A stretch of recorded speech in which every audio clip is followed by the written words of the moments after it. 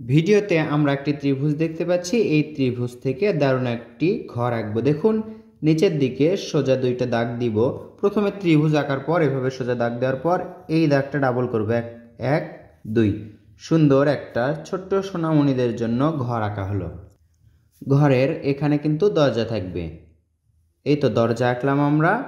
এরপর দুই পাশে দুইটা জানালা, আমরা বৃত্ত আঁকলাম, বৃত্ত এঁকে জানালা আঁকলাম। এখান থেকে দেখুন পরে আমরা রাস্তা আঁকবো।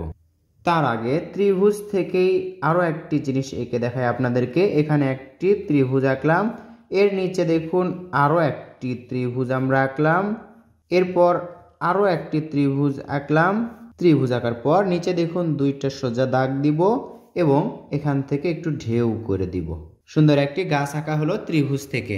এর মাঝে একটি বৃত্ত আঁকবো আমরা। ত্রিভুজ চতুর্ভুজ বৃত্ত দিয়ে সুন্দর একটি দৃশ্য ছোট্ট সোনামণিদেরকে আপনারা এভাবে শেখাবেন। এপাশে দেখুন সূর্যের পাশে চতুর্পাশে আমরা কি করব, সূর্যরশ্মিগুলো আঁকবো। এবার দেখুন এই দরজা থেকে আমরা একটি রাস্তা আঁকবো এভাবে ঢেউ করে। এই পাশে একই রকমের ঢেউ নিচের দিকে এসে চওড়া হবে। প্রাথমিক অবস্থায় বা হাতে খড়ি যাদেরকে ড্রয়িং শেখাতে চান আপনারা আপনার প্রিয় সোনামণিদেরকে এভাবে ত্রিভুজ বৃত্ত অথবা চতুর্ভুজ থেকে সুন্দর সুন্দর ড্রয়িং শেখাবেন।